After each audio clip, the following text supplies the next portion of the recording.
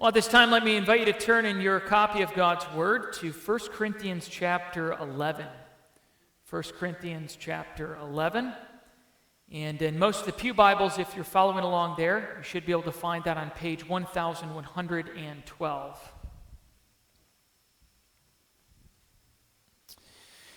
Well, my goal tonight is to bring some semblance of clarity to this passage, which is in many ways riddled with a number of questions.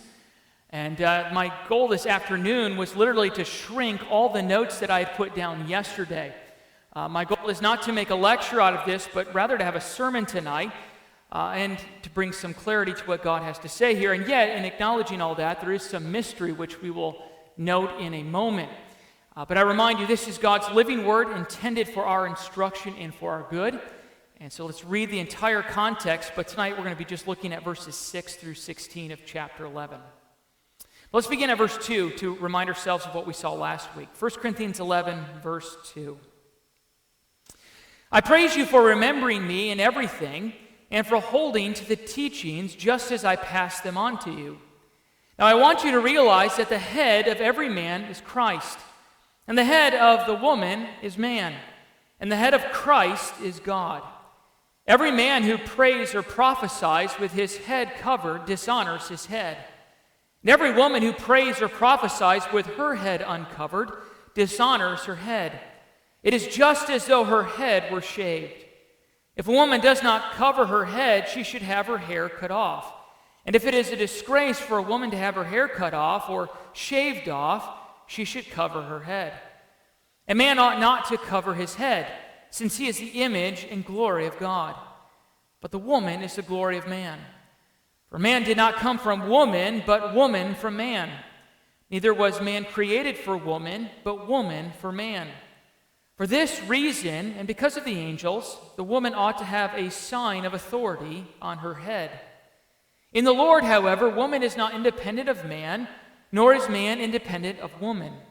For as woman came from man, so also man is born of woman. But everything comes from God. Judge for yourselves. Is it proper for a woman to pray to God with her head uncovered? Does not the very nature of things teach you that if a man has long hair, it is a disgrace to him, but that if a woman has long hair, it is her glory? For long hair is given to her as a covering. If anyone wants to be contentious about this, we have no other practice, nor do the churches of God. And there ends the reading of God's holy word. And as always, let's pray for God, the Holy Spirit, to bless us with clarity tonight. Let's pray.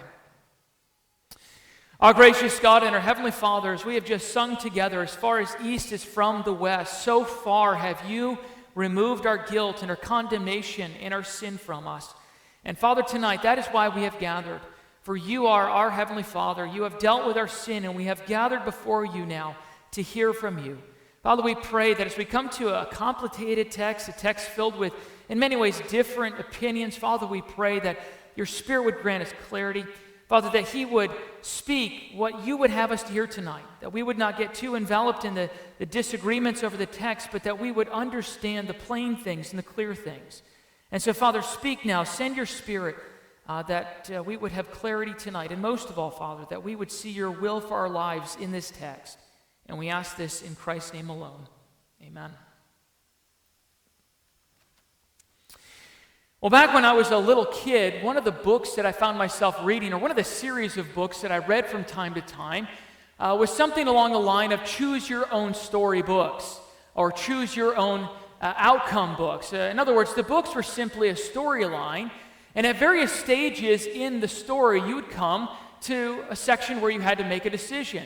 If you chose one outcome, you'd have to turn to a certain page and continue with the story there. And if you chose a different outcome, you would turn to a different page and you would continue along the line. Even as I thought on that this week, I'm reminded that it seems like I always chose to end the story immediately. I'd always turn to a certain page and I'd drive off a cliff, or I would end up falling into a hole and the story would end. But the point is you could choose your own outcome to the best of the ability of the authors. You could kind of navigate your way and choose how the story would progress. Well, tonight I say that because in some sense, in a very limited sense, This is almost going to be a choose-your-own application sermon. And again, I say it's very limited. But we're going to come to the end of the story, or the end of the narrative here, the end of the text, and there's going to be various aspects of where you and I are going to have to wrestle with some things, and there will be some disagreements likely in the outcome. As we saw last week, this text is difficult, first of all, because there's words here that can be translated different ways. One example we saw last week is that it could either be man or husband, and wife or woman. And whatever you choose there will affect the final text that we're going to look at tonight. And not only that, there's cultural applications which we're guessing at here. In fact, we noted last time the head coverings were very likely a Roman cultural tradition. I think that's probably the best point here. As both from one quote that we have from a Roman historian and from numerous pictures, or rather a couple of pictures, it does seem that in Roman culture, a wife would wear a covering of some sort to display the fact that she was married. Now, in saying all that, as I said last week, we're guessing at that. The Bible doesn't give us clarity what Paul is talking about, and from what we're picking up through historical accounts, it does seem that that was a thing in Paul's day. But as we go through the text, my goal tonight is simply to be faithful. As a minister of the gospel, as a steward of the gospel, the job of every minister is to be faithful. So this is how I want to tackle the text. I want to just walk through the text and bring as much clarity as I can and follow Paul's line of argumentation here, because he is making an argument. And I want to point out the key details so that by the end of the text, Lord willing, we'll have clarity in what he is trying to argue to. And then I'm going to summarize the options that you can choose from. And I do have a side I lean towards. And so I will tip my hand a little bit and tell you what I think is going on here. But I do hold that position quite loosely. But we need to know the context, because we're diving in right into the middle. The context that we began last week is a discussion on public worship. We noted how we're transitioning from discussion of food offered to idols now to chapters 11 through 14, where the wide topic is how we conduct ourselves in worship. Context here, of course, is how women are dressed in worship. Next week, Lord willing, we'll deal with Lord's Supper, and the weeks that follow, we'll deal with spiritual gifts in worship. Now, let's look at the verses we saw last week just to be reminded. Notice in verse 2, Paul commended them for continuing the apostolic traditions. I noted last week that that's apostolic teachings, most notably in how you conduct yourself in worship. He was trying to commend them for what they had continued in and obeying him as an apostle. And then verse 3, we spent a lot of time noting the analogy that Paul gives here. Paul talks about the role of headship. We have the headship of man over woman, and that sandwich between the two analogies of Christ's headship over every man, and then the more complicated headship of God the Father over Christ. And we noted there that Paul is building this picture of how that in certain roles there's a order that is to be followed. That God the Father, in sending the Son for the role of redemption, chose the plan of salvation and sent the Son to fulfill it. Just as Christ, who sits on the throne, is head over every man, so also, Paul says, in the role, and I argued, in the role of husband and wife, there's clear headship and authority. And that's why I do think that should be translated husband and wife. Paul primarily here, I think, is dealing with the role of marriage and how wives show submission to their husbands in how they dress. And then in verses 4 through 5, we noted the problem. The problem is either women or wives, I believe it's wives predominantly, were not wearing head coverings when they came forward to pray and to prophesy. And we'll talk more about that in a few chapters. Now, tonight, I just want to pick up the argument there and walk you through the argument. I have one other comment to make that is, unfortunately, the NIV translation in the pew omits, unfortunately, the word for. If you have the ESV or another translation, almost certainly you helpfully have what's literally there. Paul is saying for and for. He's giving various reasons because he's building a text, or he's building an argument here. I'm going to note those as we go, but unfortunately, for whatever reason, the NIV omitted that, and I think makes it more difficult to see the argument Paul is making. Now, what is Paul's outline here? And this is our outline tonight. 3 arguments Paul is making. First, the big argument is from creation. We're going to spend most of our time here. But Paul is going to point out that from creation, There's a dignity and a role that is taking place for both men and women. Secondly, an argument from consideration. Paul puts the ball in the court of the Corinthians, and he says, you tell me what is proper, and we will note that when we get there. And then thirdly, and very briefly, the argument from contention. That's the very last verse where Paul notes that there is no other practice in the life of the church. So those three headings are Paul's arguments. The argument from creation, consideration, and contention. And Lord willing, we'll have some clarity as to what he's trying to say here. So, first of all then, as Paul talks about how women should wear coverings and men should not, notice that the primary reason is creation. Let's pick that up in verse 5. Notice how Paul enters into the topic with a discussion of shame.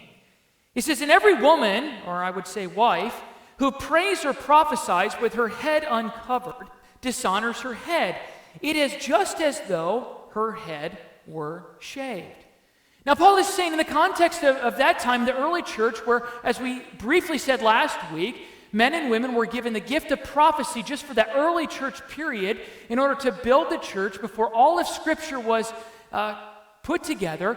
There was a time where God would give brief words of prophecy, and Paul says when men would come together to do this, when they stand, they are not to, and I would say, dress like a woman. They're not to have their head covered. There's to be a distinction. But for the woman, Paul says, in that moment, she should wear a covering. She should have her head covered. Now, notice what he says here. He says it is a shameful thing. Notice if a woman stands and does this with an uncovered head, it is just as though her head were shaved. And what's going on here is implied the shame of it. Paul is saying if a woman were to stand up and purposely try not to wear a covering, she's trying to blur the distinction of the gender, Paul says it's almost as if she's shamefully shaving her hair. And I think we can get this. Think, for example, of people who undergo chemo, especially women. The chemo takes away their hair, and many of them choose to wear wigs or hats because we understand that there's a covering here, there's a distinction, and in many ways there's a shame that comes from having the hair removed. And Paul is saying that is what his concern is. There's a shameful thing taking place when a woman tries to dress and act like a man in this time of worship. Now, notice how he says this in verse 6, a shocking statement. He built his case. He says, "For if a woman does not cover her head, she should have her hair cut off. And if it is a disgrace for a woman to have her hair cut off or shaved off, she should cover her head."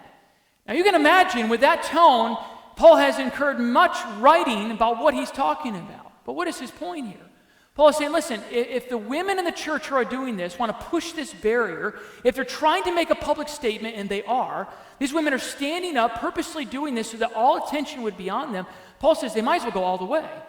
If they're going to come to church and make a statement, trying to blur the distinction between men and women, husbands and wives, then they need to go all the way. Why don't they just cut their hair short? Why don't they look even more like a man? Now, his point here is not to speak dishonorably or try to be provocative, but notice Paul's making a point. Paul says, none of you are going to do this. And if you're not willing to do that, then you might as well cover your head. If you're not going to bring the whole point to its extreme conclusion, Paul says, then do the fitting thing and cover your head. And that's the point. Notice Paul brings their argument or their behavior to the extreme conclusion.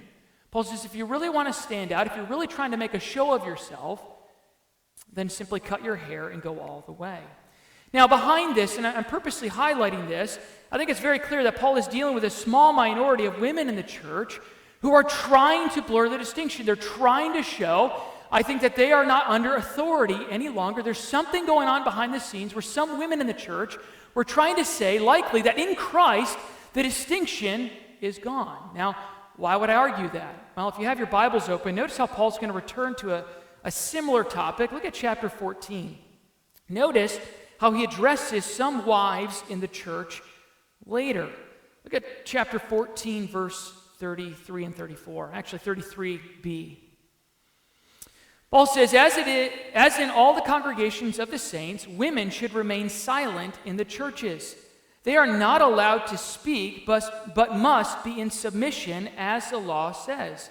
If they want to inquire about something, they should ask their own husbands at home. For it is disgraceful for a woman to speak in the church. Now, I think that points to something going on. There's something taking place where some of the wives in the church are trying to assert authority, that in the middle of the worship service, and we'll get to that text in a couple of weeks, but the topic behind the scene is that these wives are pushing the limit, they're pushing the barrier. The mystery here is how can women prophesy but also be silent in the church? We'll deal with that when we get to that text. But the point is simply this. Paul is concerned about some in the church trying to assert themselves in ways that are not proper. And again, I think this follows what we've seen with the whole topic of food offered to idols. It follows the topic of the sexual morality of the church. You notice the argument taking place. They're saying it's free for me to do whatever I want. Paul has already dealt with that. And Paul is saying to these wives, no, it's not. In the context of creation, there's a distinction that still needs to be held in the life of the church. Well, let's go on. Notice how he builds on this creation. Notice how he emphasizes the roles in verses 7 through 9. He says, a man ought not to cover his head, since he is the image and glory of God. But the woman is the glory of man. For man did not come from woman, but woman from man. Neither was man created for woman, but woman for man. Now, this is the next step in the argument. Paul says, for man was created first, and woman was created for man. What is his point here? Well, Paul here is trying to show that from creation, from Genesis 2, God has established in men and women the distinction between their roles. Now, Paul here says that man is in the image and the glory of God. Now, what Paul does not mean there is that somehow man is of more dignified image than women are. We know from Genesis 2 that both Adam and Eve were equally created in the image of God. They're equally image bearers. Well, what's Paul getting at? Well, I think this is his point. Paul is showing that as it pertains to the roles God has given, man in his role as head reflects the glory of God, and woman in her role as the wife reflects the glory that God has given to her in her wifely role of following her husband as head. Adam was created first, as Paul says here. He was given the role of caring for the garden. He was charged with being the caretaker. He was the one God had charged with taking the lead in the home and guiding the family. He was called to this specific role, and as he carries out this role that God has given as head of his family, he glorifies and he honors God. And it's the same with the wife. Eve was created second, and notice what Paul says. She was created to be a helper, a suitable helper for Adam. And what Paul is saying is simply this. When a wife fills that role with joy, when she follows her husband in all things biblical and all things lawful, as she submits to him in the role that God has given to her, she glorifies and honors the role God has given to her. And see, this is the chain of what we saw last week. As a man leads his family, he reflects the glory and honor that God has given to him. And as a woman does so in her wifely role, joyfully, willingly, Paul says it's exactly why God created the roles the way he did. And so I think here's the point. Paul's argument is for men and women, they find honor and glory reflecting unto God by doing what God designed them to do. God designed men to lovingly lead their families and to be sacrificial leaders. And God designed women to come in to be helpers, helpmates to their husbands. And as both genders do this, to the glory of God, they reflect the glory and design that God has woven through the fabric of the roles between a husband and a wife. And so here's the point. Paul is making the case based on God's given gender roles in creation that the distinction in worship must be made between a husband and a wife when they are doing this. Now, we need to emphasize this, lest anyone misunderstand what Paul is saying here. Paul is not saying a woman is inferior, far from it. We saw last week that can't be the case. Christ is not inferior to God the Father. But what Paul is saying is there's a distinction. There's roles. Even before the fall, God has given the role of leadership to the husband and the role of helper to the wife. And so again, I think what Paul is showing here is that some women in the church were purposely trying to disregard this. Behind the scenes, perhaps a small fraction of women, perhaps for the sake of liberty in Christ, were purposely standing up without a head covering and making a scene of things. And Paul says that's got to stop. You're pushing this barrier for the wrong reasons. The distinction between a husband and wife and the headship must be maintained. And again, I think the best guess that we have is that in Roman culture, it does seem that a wife showed honor to her husband by walking around in public with a covering of some sort. And Paul is saying that's applicable. Honor your relationship that God has given. Now notice verse 10 as he goes on. This is the next step in the argument. This is the most puzzling one for me. Look at verse 10 as he summarizes. He says, for this reason, so everything he said about creation, for this reason and because of the angels, the woman ought to have a sign of authority on her head. And so we noted last week that shows us that Paul's concern has to do with authority of some sorts, but now we have to ask the question, what do the angels have to do with this?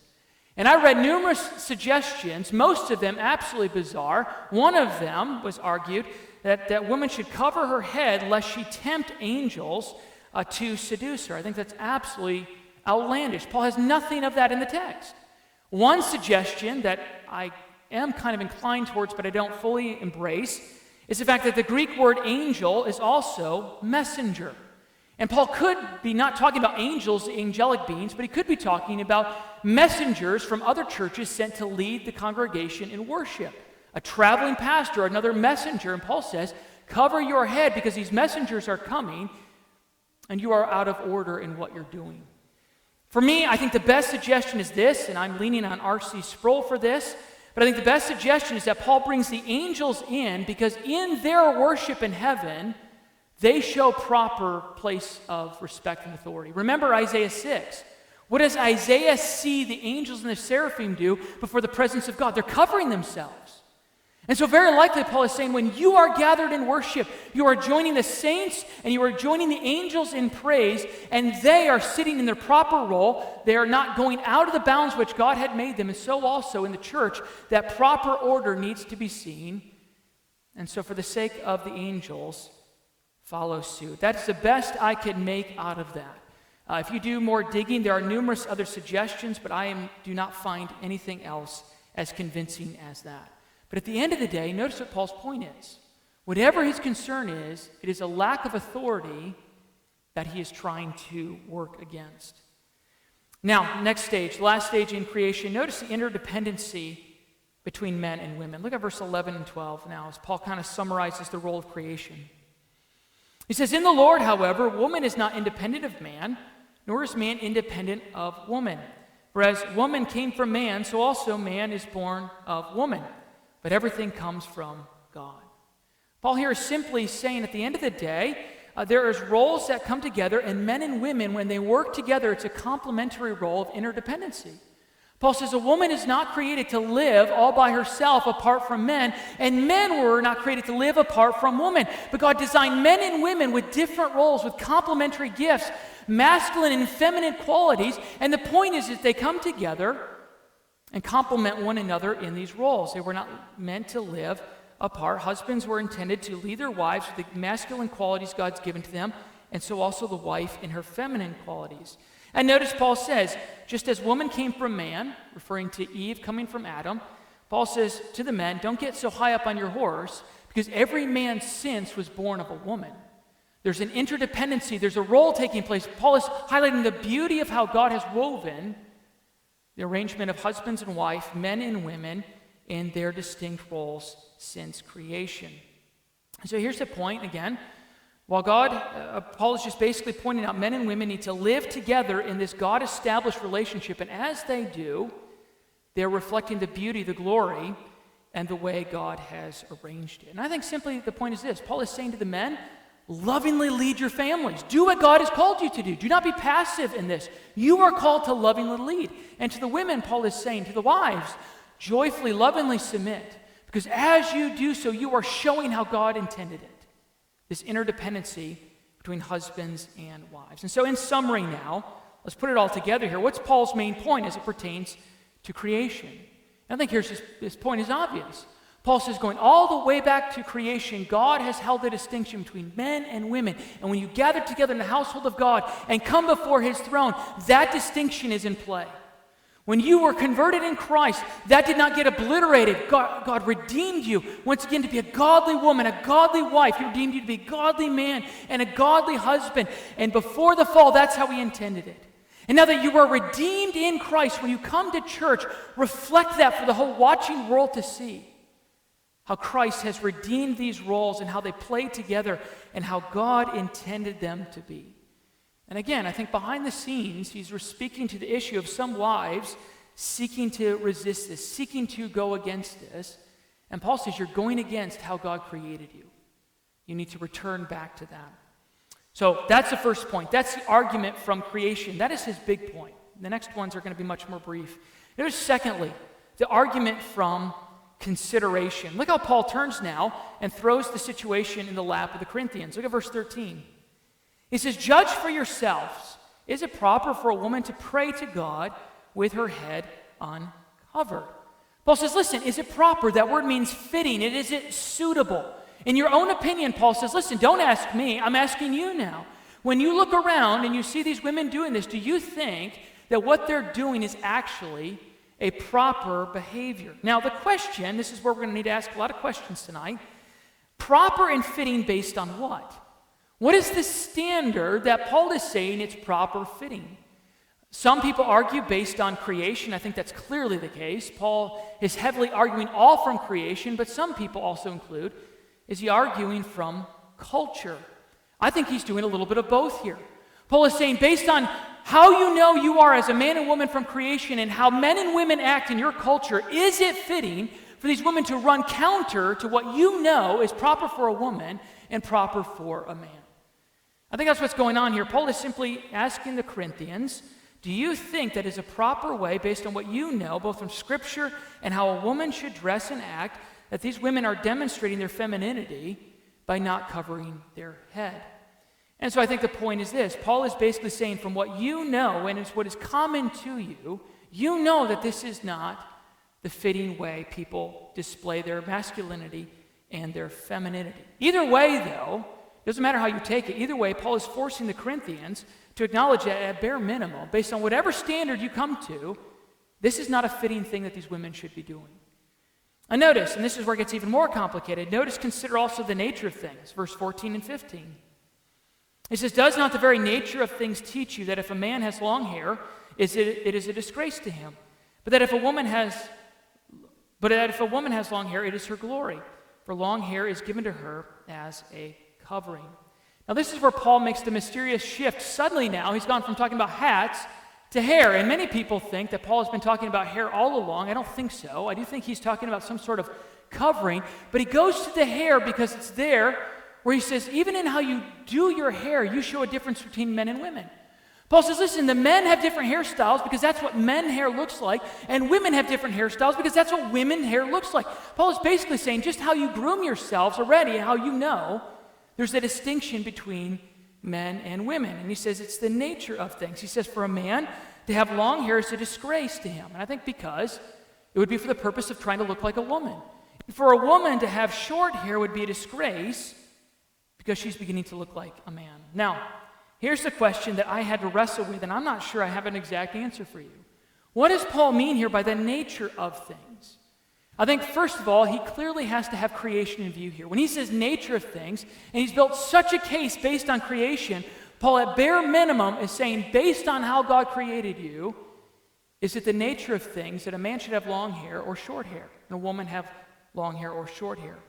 I think included, probably hinted at this, perhaps is implied cultural practice here. And the reason I say that is the question that's obvious is how long is long? How short is short? Well, how you answer that is going to be based on what culture you come from. Some cultures in history past, men have had long hair, longer hair than others, and women having shorter hair. And so I would argue here, the best I could come to, at bare minimum, Paul is saying there's a difference between men and women, and it's obvious by how you dress in your culture, in your time, how a man looks like a man and how a woman looks like a woman. Now, I know some will disagree with that, and that's fine, but I think Paul is basing this on natural revelation on the difference between male and female, and I do think that because he doesn't tell us how long is long enough and how short is short enough, it implied there is that you're just going to know based on your culture. But the point is this, and I do want to highlight this, by the nature of things, it would have been obvious to the Corinthians what Paul meant here. By whatever standard he's talking about, they knew this is what a man looks like and this is what a woman looks like, and that distinction needs to be held. We must not blur that. We must not push the boundaries. So here's the point. Paul brings up hair because he says naturally You do different things to your hair to show that you are either a man or a woman, and so it should be with how you act in the life of the church. So here's the point. Paul is forcing them to acknowledge that they already instinctively show a distinction between a man and a woman. Paul says that should carry out also in the life of the church. Thirdly, and lastly, notice an argument from contention. And this is one of the difficult verses in the text. But notice Paul says, if anyone wants to be contentious about this, we have no other practice, or literally no practice, nor do the churches of God. The first thing to note there is Paul expected pushback. Paul says, listen, if you want to fight with me over this, we have no other practice. He says, listen, if you want to debate this, the debate's over. Paul says, if you're trying to fight this, your heart's in the wrong place. Your contentiousness is not good. Paul knew that this would cause somewhat of a stir in the churches. And now notice Paul says that there's no other practice that they have in the churches.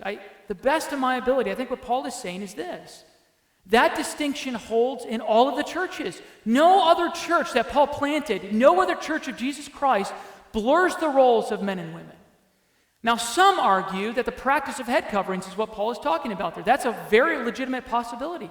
Paul is saying that no other church allows women to go without head coverings. That's a possibility. But to the best of my understanding, I think what Paul is saying is, listen, he's pointing to the whole point here, the whole principle of the distinction between men and women. And Paul says there's no other way we can do this.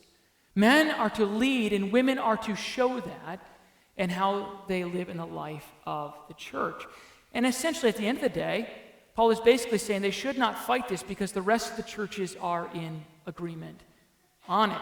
And so the Corinthian wives here are standing outside the norm of the traditions or the practices of the church. Now, that's the end of the text. Now, the question is, what's the application? Should the wives here next week come back with hats, or should you not? Are the wives here without hats, and from the look of it, everyone is without a hat? Are you being disobedient to God, including my wife, by the way, to this text? Well, let me leave you with the options. This is where the choice comes in. You have really, essentially, at the end of the day, simply two options, so there's some divergence in this. The application is either you accept this as a legitimate charge that you are to obey today, or that this is a principle with differing applications. Let me give you both arguments. And again, I think both arguments have serious legitimacy to them. I'm enticed by both of them. What are the arguments for head coverings? For those who fall to this, they believe that this is a timeless principle, all of it from beginning to end, that God here is calling for women as they come into the worship, as they come into the presence of God, to cover their heads, and by doing so, obeying God's command to show submission to the husbands. Now, what are the positives of this, or what are the grounds that would back this? Well, one, I think the positives would be that Paul grounds this in all creation. Notice that for those who argue against this, they focus so heavy on culture, they ignore the fact that Paul spends almost all his time on saying this is from creation. And so Paul's point here is that this is woven through the fabric of what you are to do. And so many who argue for head covering say this goes back to creation. We're simply just being faithful to what honors God. I think there's legitimacy to that. I think the second positive, which I admit I struggle with, I think they have good arguments. Paul ends by saying all the churches are in agreement on this. Now, if by that Paul means head coverings, then the argument's done. Because Paul is saying all the churches in his day required head coverings. Now, here's the problem. We have no other text which commands this. This is where I have a serious issue with this argument. There's no other text in Old Testament or New Testament where this practice is either advocated for or commanded. And if this was a principle God required of women, you would think he would make it more clear. And so that's why I'm not swayed by the argument. I don't think it's clear enough. I think that actually it's so not clear that it cannot be a command that is timeless. And so we see this nowhere else in Scripture, only here. Now, what are the arguments for not having head coverings? And here's the argument. The distinction between men and women is a timeless principle, but how you display that visibly will change in the culture you live in. And this is where I land, at least right now. If you ask me a year from now, I may change my mind, but this is where I landed after a week of wrestling with this, and I think this is the best argument. Notice that Paul, and this is the positives, Paul grounds this all in creation. Paul is grounding this not in a cultural tradition. This is not a man-made decision. He grounds it in how God created us. And so the distinction between men and women, husbands and wives, that is a fixture. That is how we are to live as people redeemed by God. Men are to lead, women are to come along as helpers. And I think the second principle as well, it acknowledges the different cultural traditions and how men and women will display their masculinity or their femininity. At the end of the day, if you were to come here as a hat, now this is not a perfect argument, so bear with me, but if you were to come here with a hat, the culture wouldn't understand what you're trying to say. And as I come to the text, what Paul is arguing is that in this day, this was accepted, that for a woman to do this was how they displayed it. And to this day, this is not how a wife outwardly displays, or a woman would outwardly display her role in creation. And so as I come to this, I can't help but be struck by the fact that throughout history, styles and tradition of clothing will change, but what doesn't change is that there's men way to wear clothing and there's a woman way to wear clothing, and that is how we distinguish ourselves visibly. Now, what's the negative? And this is where I shamefully have to go against Dr. R.C. Sproul. You didn't know this, but R.C. Sproul advocated for head coverings, and I have tremendous respect for R.C. Sproul. But this was his argument against where I land. He says, what if you're wrong? If you're wrong, you are disobeying God and taking something he meant to be a principle, and you've turned it into something that you can choose. And I'll leave that with you. I have to admit, I have no argument against Sproul, but his argument was to be safe, we should treat everything in here like a principle because we cannot be sure otherwise. And so for the sake of honoring God to the best of our ability, until it's proven without a shadow of a doubt, we should take it as a principle. Now here's my response to that. My response is this: the women that Paul is addressing were doing this intentionally. This was not done out of ignorance. This was not done accidentally. Paul is addressing women trying to push the barrier, pushing the distinction. And if you are doing that purposely, then you are breaking the point of the text. But if you are not convicted by this, and you're not intentionally breaking God's law, I do not think that you have to worry about offending God and doing what he commanded you not to do. So here's the point. At the end of the day, it's up to you. And I mean that because at the end of the day, I've actually grown in respect for our brothers and sisters who require head coverings. Before this, I didn't think much about it. But I would say if at the end of the day you are convicted by this, that you do believe this is a timeless principle, then I would say to the honor of God, feel free to wear a hat to the glory of God. But if you land in the camp where I am, are not convicted, I think we should ask this question: how are you and I, by how we worship, showing the distinction between men and women? Because again, the timeless principle is not whether you wear a hat, in my opinion, or not. It's how are you leading men? How are you following women? In the life of the church, that should be the principle I would advocate. Now, in conclusion, what's the application? Two things I want to leave you with. First of all, we see the gospel here in that God redeems us to what God has made us to be. I think that's the gospel connection here, isn't it? The joy of being a Christian is that God took us from darkness into light. God has saved us from the foolishness of going our own way, and we see that here with gender roles.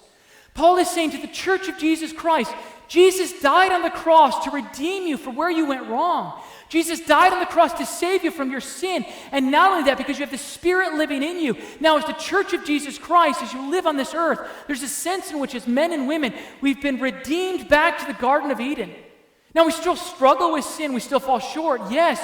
But by God's grace, we've had our eyes open to how God wants us to live. And Jesus died to bring us to this point. And so the connecting point of the gospel is Paul is saying to live like the church. Men, you've been redeemed to lovingly reflect the leadership of Christ. Let's do that. Wives, you've been called and redeemed to lovingly live out the image of the church and submitting to your husbands in all things biblical. And the point is, do it to the glory of God. Jesus died to redeem us for that purpose. Let us live it out to the watching world. And I think the second thing I want to end with is I want to speak to the young children and the young people in our church. Last week we talked a little bit about the culture. In fact, in many ways, I can't think of a text which is so applicable to the gender confusion of our culture. I spoke a lot of that last week. I want to just speak to the young people this evening. You are growing up in a culture, you are growing up in a time where the world around you is telling you, you've got to decide who you are, right? We're living up in a time where young children are being told, you have to decide what gender you are, and even more confusing than that. Listen, this text tonight tells you, you don't need to worry about that because God has made you who you are. And if God has made you as a woman, you are called to live out those gifts God has given to you, the glory of God. And if God has created you to be a young man, you are to grow up to be the masculine leader God has called you to be. We do not need to bother ourselves with the foolishness of the culture all around us. And so to you growing up in this culture, which is going this way as Christians, rejoice. You have a God-glorifying purpose in how God has designed you. It was not a mistake. God has made you this way for good. Let us live in light of that for His honor and glory. Amen. Let's pray. Our gracious God and our Father, as we come to the end of this perplexing text in many ways, Father, we pray, send your Spirit now that He would correct any errors, but that also He would ground us in what are the plain and clear teachings of the text. Father, we pray that we especially would joyfully live out the roles that you have called us to. And Father, that as your children, filled with your Spirit, we pray, Lord, that we would glorify you in these roles as we live them out. And we ask this in Christ's name alone. Amen.